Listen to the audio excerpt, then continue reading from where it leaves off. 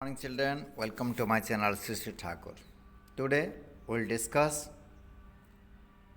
chapter number 1, 2, 3 and its revision, and especially I will focus this discussion related to your exam. What type of questions are going to be asked and how you will be able to answer them.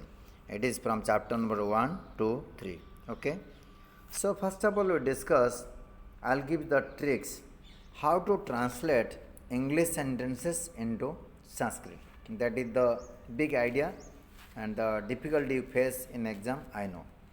So here you see, when you get an English sentence, then first of all what we have to do and how we'll get relevant Sanskrit sentence for this. Okay, that is translate into Sanskrit. See, here you find there are three persons in all languages. Okay, and aham, avam, vayam, or I, we two. We two means both of us, and we all means all of us. So here it is first person, and downside horizontally second line, you two means both of you or you all. Okay, that is second person, and he, she, it, and they two means both of them, they all means all of them. This is third person. So there are three persons. First person, horizontally first line is first person, horizontally second line is second person, and horizontally third line is third person. Similarly, when you get the English word, and you have to first think of what will be their Sanskrit terms. So beside each and every English word, there is a Sanskrit word. Suppose I, Sanskrit word is aham. Suppose we two means both of us, Sanskrit word is avam. We all or all of us, Sanskrit word is vayam. In the same way, you means you alone, tuam. You two means both of you, that is yuvam. Matras, please check it matra. Which matra I have used? You all or all of you, that is yum. So this sequence you have to remember. He, she, it, that is he means saha, she means sa, it means it thinks. So etat or tat. Etat means nearby this. See, it or this you can say. Etat means this and tat means that. When the thing is nearby, it is called etat means this, and when the thing is far away, that is that, Sanskrit word is tat.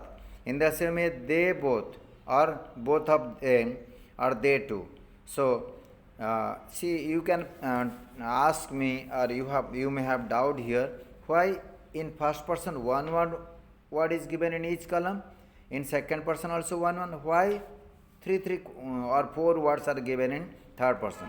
So third person having genders, masculine, feminine, neuter. So three words are given for gender. First word is for masculine, second word is for feminine, and third and fourth word for neuter in each column. Suppose saha means he is masculine, male person. Sa means she, that is feminine. And etat or tat, this or that is it. That is here neuter.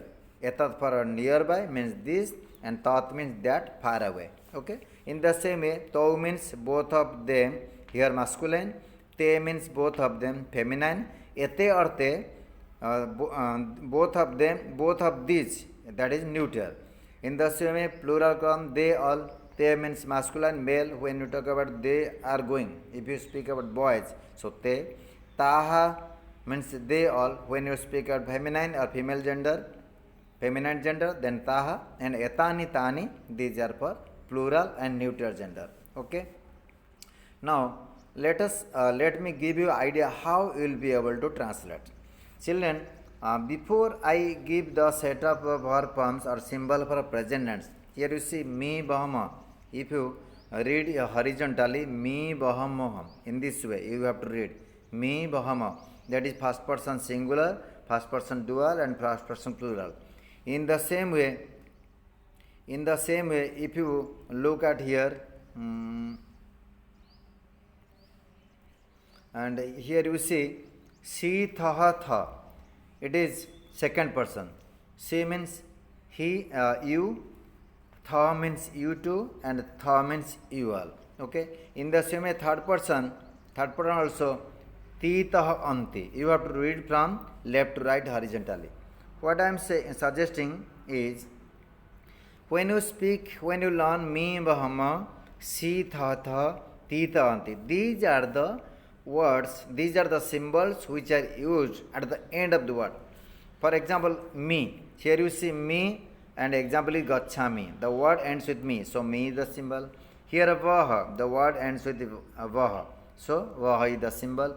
Here maha. The word ends with maha. So gachamaha. Okay. Now the question is how you will be able to translate and how you will be able to apply these things in your answer. Let us see example. From the example the idea will be clear. See, I play or I am playing. Both of the sentences are not same in English, but when it comes to Sanskrit, these two sentences are same. In English, I play means simple present and I am playing means present continuous or present progressive. But in Sanskrit, simple and continuous is one, that is present tense only.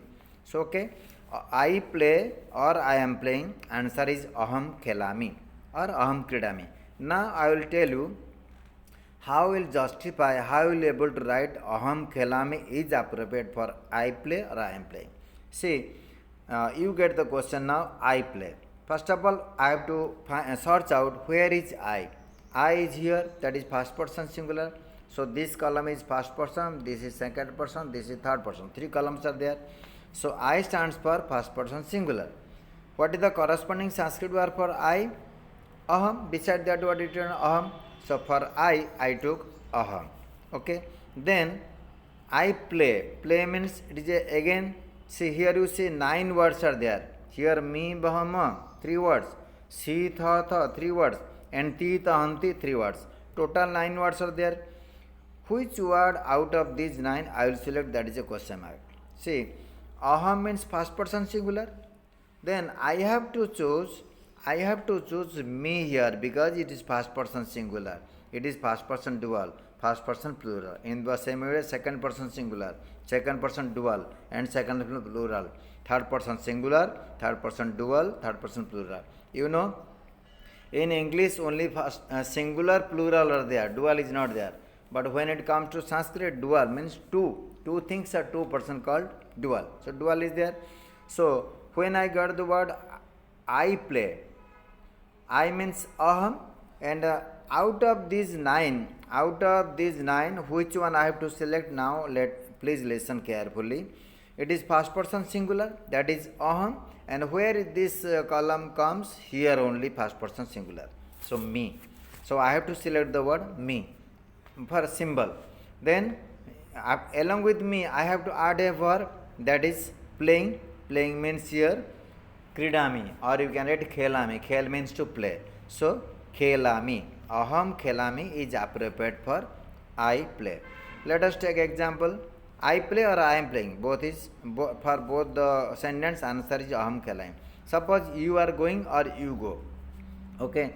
First, when you say you are going, now you may get confused when you are told in the same sentence, when it is told in English, you go. So you may consider singular or plural, but here you have to stick to the word. If both is coming or two TW word is coming, then it is dual, otherwise it is singular. Okay. And when all word comes, suppose for example I have written here, you see we all, you all, they all. When all word comes, then plural. When two word is coming, then only dual, otherwise it is singular. Suppose you go or you are going, it is a singular. Coming here. When you say you go, it is a singular because two word is not mentioned or all word is not mentioned. Your class is here? Then it is singular only. Okay? Good morning, sir. When you word is there, plural is not mentioned or two word is not mentioned. That's why you have to consider singular only. Now let's see how you will get the translation. You go or you are going. You means second person singular. So you have to see the column here, you. Okay. See in horizontally second line, you means tuam. Then You go or going. Go means that is verb here. So you have to apply a second column here. C. C means gachasi, or you can say kridasi or khelasi. Here the question is tuam gachasi. You are going or you go. Now for you, what is the Sanskrit word? Tuam. It is this column only. In second line, horizontal second line, first word is tuam means you. In the same way in verb also you have to seek horizontally second line first word. So gachasi.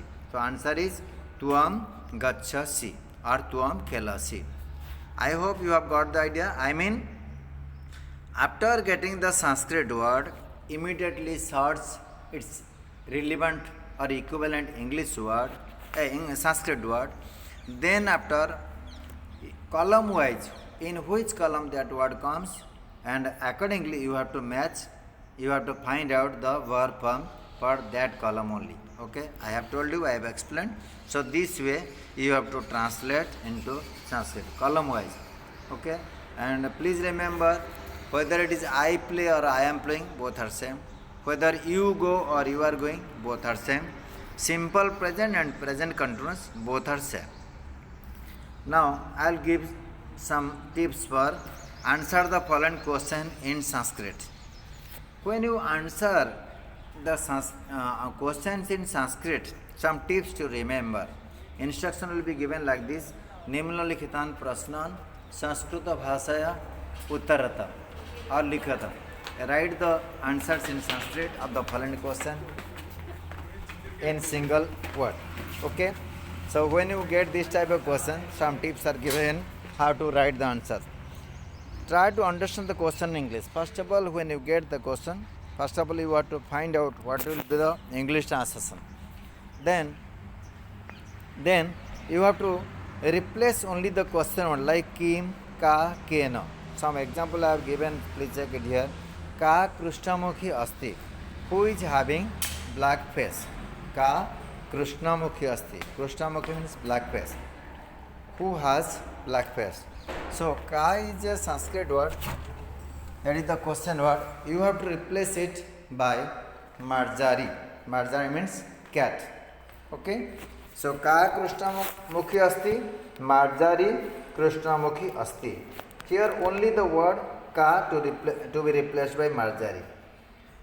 Don't replace any other word or don't change other words. Just write the sentence by replacing that question word. Write rest of the word as it is. Okay. I repeat, when you get a Sanskrit question, try to understand its English meaning. Then after you replace question word. Question meaning kim, kada, katham, kena, kutra, kimartham. These are English word. For example, a Sanskrit word for questions. For example, in English, WH word, who, why, how, what, where. In the same way, in Sanskrit, kim, katham, kada, kena, these words to replace. For example, ka Krishnamukhi asti, answer is Marjari Krishnamukhi asti. Okay. Now, translate into English. Translate into English in that you have to understand the text first. Then after, it is a poem or verses or sloka, you have to translate in as it is form.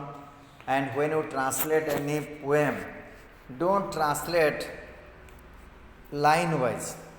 Translate in the form of paragraph. Write the translation in the form of paragraph. Don't write first line is first translation, second line is second translation. Whole poem or whole sloka to be translated, to be written in the form of paragraph. Okay. Now, when it comes to prose, there is no problem, just to write paragraph wise. And drama type sentence, you have to write dialogue wise. Don't write Ram said that or Chanakya says that. Now, who is the name of speaker? Write that word and put semicolon, then write its dialogue. Don't write says that or said. When it is a drama type lesson or dialogues are there, you write the name of character who is speaking, then after write its translation. Okay. I repeat, in case of poem or sloka or the verses, write the translation in the form of paragraph, just like English. When it comes to prose, means purely paragraphs, then you write as it is. When it's a dramatization or dialogues, then you write the name of speaker, then put a small dash, then after its translation. And I have sent some PDF and watch the videos which I have sent to you earlier again and again for translation, chapter number 1, 2, 3, then you will get enough idea. Okay, so I don't think there will be any confusion regarding this. So if you have any queries, please contact me in my contact details. Other questions are simple. For example, write the correct meaning, that is from the textbook. And when your text is clear, translation is clear, there won't be any problem in writing the correct meaning. And match the following. In that, you have to write the who is the speaker, what is speaking, and sometimes which animal or bird speaks in what way. All the things are easy. Only I wanted to discuss how to translate into Sanskrit, that difficult part. Translation I am not revising here. Translation you can see the video which was sent to you earlier. I have sent several videos earlier, and for this syllabus also 3 chapters syllabus is there. Prepare all the exercise properly. Okay, if you have any queries, please contact me in my contact details, and subscribe to my channel so that you will have the material with you forever till till annual exam. Thank you very much for watching this video. Have a nice time. Thank you.